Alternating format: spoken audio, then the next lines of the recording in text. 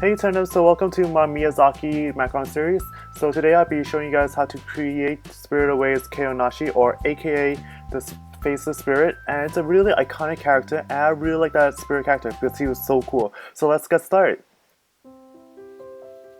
So I've already made the template with Photoshop and I've already posted the template in my description box down below, so check it out.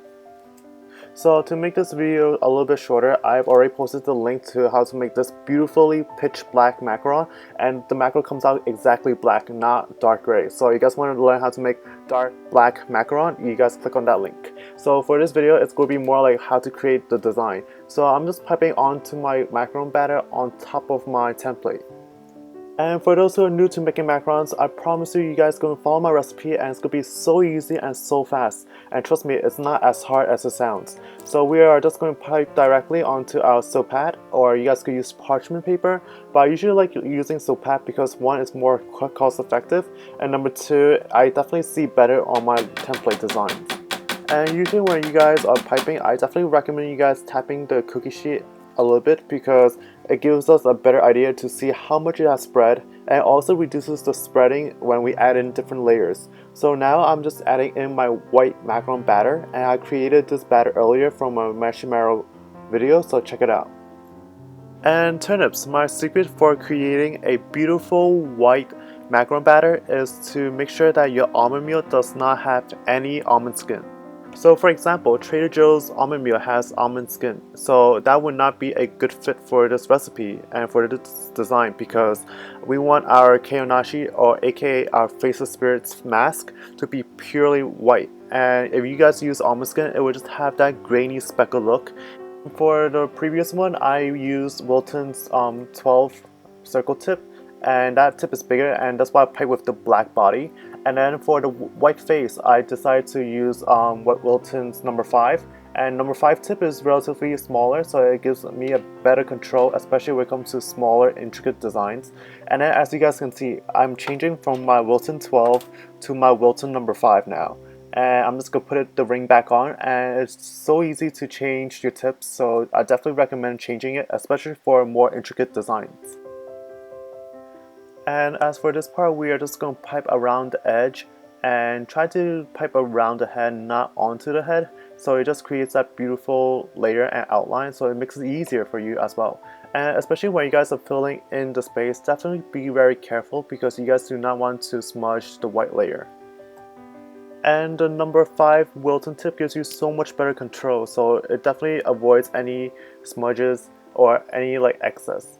But it also requires more time for you guys to pipe your macaron batter. And one of the things that I really like about this design is that the fact that Kaonashi in the movie, he changes his body shape, he becomes bigger. So if your body is not exactly perfect, that's perfectly fine because that's the point. And they will come out beautiful and of course absolutely delicious, so don't worry.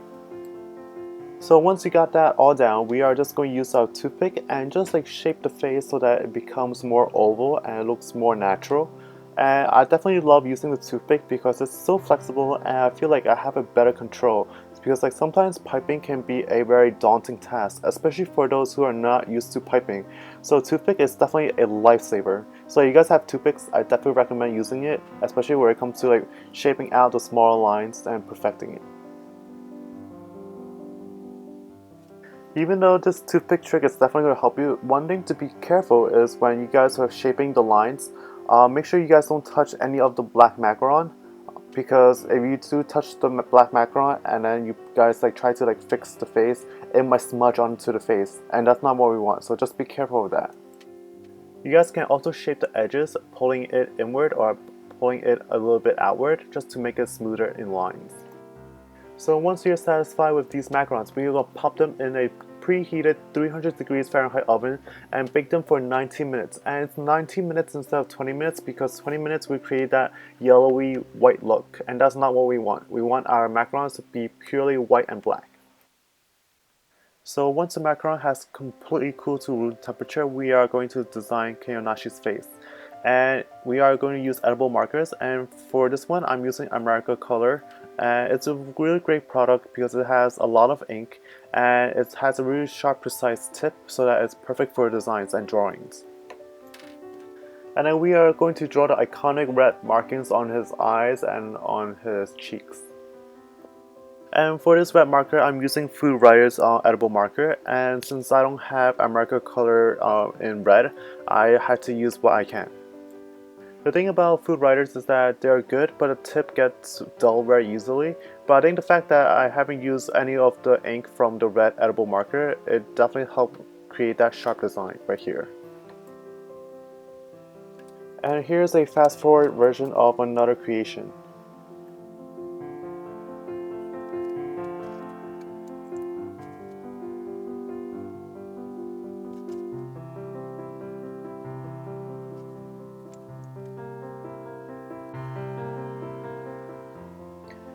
And see, that's it. Wasn't it simple? And my 50 Shades Darker macaron recipe definitely makes a perfect macaron because you guys could see that it's baked perfectly at the bottom. And it also has really nice feet. So for the recipe, definitely check out that video. Hey turnips, thank you guys so much for watching. I hope you guys enjoyed this super easy tutorial on how to make Kaonashi's macaron. And I hope you guys like my Miyazaki series. So tomorrow I'll be posting another Miyazaki creation. So stay tuned for that. And if you guys haven't done so, hit that subscribe button if you guys like Miyazaki or any cute sweet desserts because I love making that. So definitely check me out on my social networks. I'm on Instagram, Facebook, and Twitter. And until next time, bye!